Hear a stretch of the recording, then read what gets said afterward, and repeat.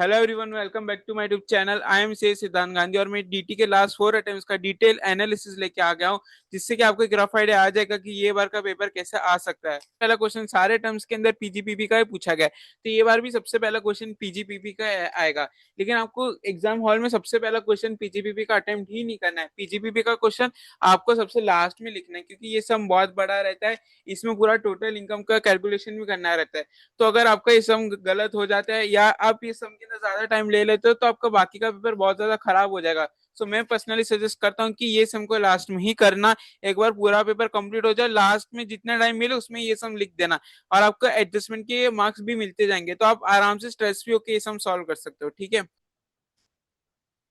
अब question number 2 देखो। यहाँ पे कैपिटल गेन पूछा गया था 4 मार्क्स के लिए, और उसके बाद क्वेश्चन नंबर 2 में दो पार्ट थे। एक तो कैपिटल गेन पूछा गया था 4 मार्क्स के लिए, और पार्ट 2 के ना ड्यू डिविडेंड पूछा गया था 4 मार्क्स के लिए। नवंबर 24 में सिर्फ क्वेश्चन नंबर 2 में सिर्फ कैपिटल गेन था स्लम सेल वाला, और वो टोटल 8 मार्क्स का आ गया था। यहाँ पे सिर्फ 4 मार्क्स का था, और 4 मार्क्स के लिए ड्यू डिविडेंड वाला पार्ट था। फिर क्वेश्चन नंबर 2 में फॉर्म का टैक्सेशन वाला सम था। इसके अंदर एसईजेड और 35 एडी के एडजस्टमेंट थे। ये सम काफी कॉमन है, और आपको मॉड्यूल के अंदर ऐसे टाइप के सम्स इजीली मिल जाएंगे।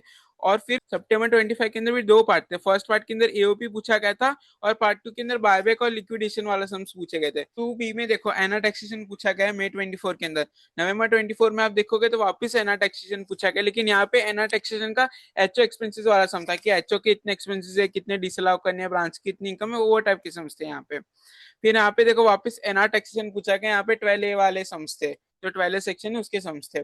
और यहाँ पे 2 बी के अंदर वापस एनआर टैक्सेशन पूछा गया था, एफएफआई वाला, फॉरेन इंस्टीट्यूशनल इन्वेस्टर वाला। तो आप क्वेश्चन नंबर 2 बी में ये बार भी एनआर टैक्सेशन एक्सपेक्ट करके चलो। आप यहाँ पे भी ये अटेम्प्ट के अंदर भी क्वेश्चन नंबर 2 बी में एनआर टैक्सेशन ही एक्सपेक्ट करके चलो, क्योंकि लास्ट 4 अटेम्प्ट से कंटिन्यूसली एनआर टैक्सेशन ही पूछा गया क्वेश्चन नंबर 2 बी के अंदर। तो कहना कि ये बार एकदम हाई चांसेस है कि वापस एनआर टैक्सेशन ही रिपीट हो। तो एनआर टैक्सेशन बहुत अच्छे से कर देना आप लोग।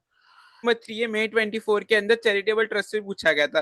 चैरिटेबल ट्रस्ट के में दो पार्ट पूछे गए थे। फर्स्ट पार्ट के अंदर 115 बीबीआई का स्पेसिफाइड इनकम वाला पूछा गया था, और पार्ट 2 के अंदर रजिस्ट्रेशन के क्वेश्चंस थे, जैसे वो 12 ए बी और 12 ए वाले सबसे वैसे टाइप के यहाँ पे पूछे गए थे। फिर यहाँ पे क्वेश्चन नंबर 3 देखो, वापस चैरिटेबल ट्रस्ट से पूछा गया था नवंबर 24 के अंदर।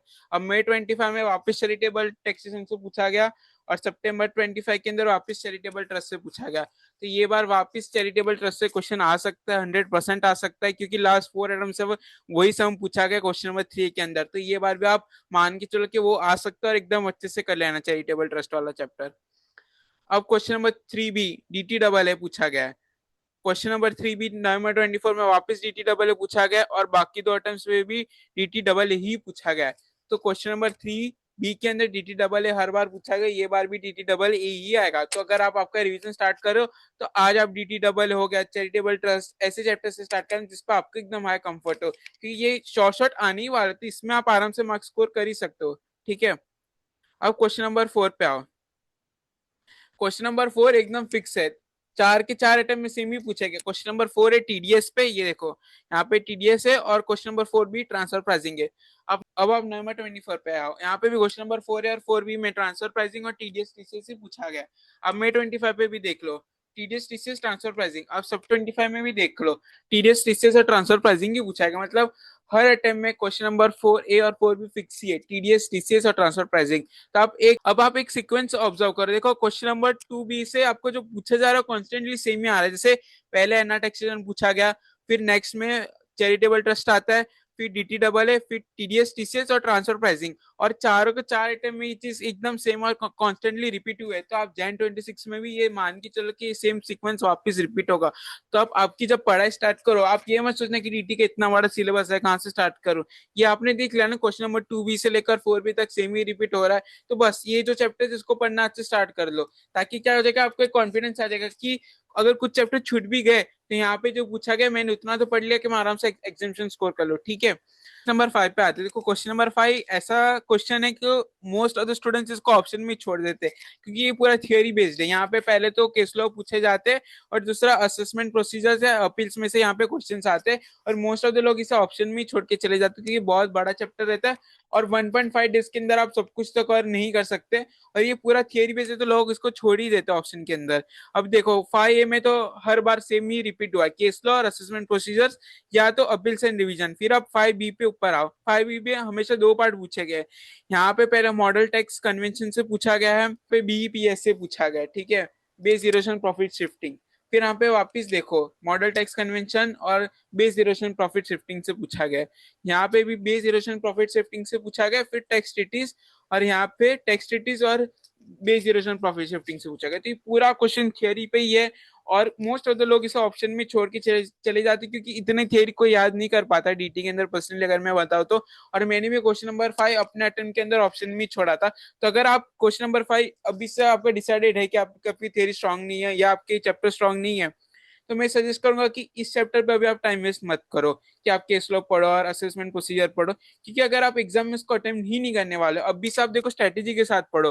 अगर आप अभी से अगर मान लो कि इसको ऑप्शन में छोड़ना है, तो आपको सिलेबस बहुत ज्यादा कम हो जाएगा, क्योंकि ये जो थियरी चैप्टर इसको पढ़ने में काफी टाइम जाता है और लोग इसे पढ़ते भी नहीं है। तो अगर अभी से आप इसको छोड़ने वाले तो इस पे टाइम वेस्ट मत करो। जो आप शॉर्ट शॉर्ट आपको अच्छे से आते हैं, जैसे पीजीपी भी हो गया, कैपिटल गेन्स हो गया, यहाँ पे जो क्वेश्चन नंबर 2 बी से जो यहाँ पे रिपीट हो रहा है ट्रांसफर प्राइसिंग का कांस्टेंट, वो चैप्टर्स पे ज्यादा फोकस करो तो आप स्कोर ज्यादा कर पाएंगे, ठीक है। अब क्वेश्चन नंबर 6 देखो, ये काफी स्कोरिंग क्वेश्चंस रहता है, क्योंकि यहाँ पे जो फॉर्मेट है सेम ही है सारे चारों अटेम्प्ट के अंदर। पहले टैक्स ऑडिट, फिर गार और एडवांस रूलिंग, 4 अटेम्प्ट से कॉन्स्टेंटली ही पूछा गया। आप देखो टैक्स ऑडिट, गार, एडवांस रूलिंग, टैक्स ऑडिट, गार, एडवांस रूलिंग, टैक्स ऑडिट, गार, एडवांस रूलिंग, टैक्स ऑडिट, गार, एडवांस रूलिंग। यहाँ पे सिर्फ एक टैक्स प्लानिंग का 2 मार्क के लिए पूछ लिया गया था, वरना यही सीक्वेंस रिपीट हुआ है। तो मोस्ट ऑफ द लोग क्वेश्चन नंबर 6 ही अटेम्प्ट करते हैं, क्वेश्चन नंबर 5 सभी लोग ऑप्शन में छोड़ देते हैं। और एक क्वेश्चन नंबर 6 की एक एडवांटेज हुआ तो क्या होता है कि क्वेश्चन बहुत छोटे रहता है, आप फटाफट इसको 20 मिनट के अंदर आराम से सॉल्व कर सकते हो। और देखो डीटी का पेपर आता बहुत ज्यादा लेंदी है, तो अगर यहाँ पे अगर आप टाइम सेव कर लोगे तो बाकी के सम्स के ऊपर एमसीक्यू में आप ज्यादा टाइम दे पाएंगे। तो अभी से अगर आज से आप पढ़ रहे हो डीटी एग्जाम के लिए, स्ट्रेटेजिकली पढ़ना, ये इसी सीक्वेंस में पढ़ना। ट्रेंड एनालिसिस देखो, यहाँ पे जो मैंने ग्रे में हाईलाइट कर रखे, उसमें से सबसे ज्यादा बार पूछा गया, देखो एना टैक्सेशन नवंबर 24 में 8 मार्क्स का पूछा गया। फिर एना टैक्सेशन सितंबर 25 में 6 मार्क्स के लिए पूछा गया। पेनल्टी का पूरा चैप्टर यहाँ पे 8 मार्क्स के लिए पूछा गया। और यहाँ पे पेनल्टी 4 मार्क्स के लिए पूछा गया सितंबर 25 के ऊपर। तो ये 2 चैप्टर कहने के बहुत ज्यादा इंपॉर्टेंट हो जाते हैं एमसीक्यू पॉइंट ऑफ व्यू से। फिर आप बिजनेस ट्रस्ट देखो, यहाँ पे 6 मार्क्स के लिए पूछा गया। बिजनेस ट्रस्ट सितंबर 25 में वापस 6 मार्क्स के लिए पूछा गया। तो ये जो ग्रे मैंने मार्क कर रखे, ये एमसीक्यू पॉइंट ऑफ व्यू से ये चैप्टर बहुत ज्यादा इंपॉर्टेंट है। और बाकी एमसीक्यू में छोटी छोटी चीजें पूछी जाती है, जैसे क्लबिंग है, यहाँ से 2 मार्क का पूछ लिया, टीडीएस से 2 मार्क का पूछ लिया, अपडेटेड रिटर्न से 2 मार्क का पूछ लिया।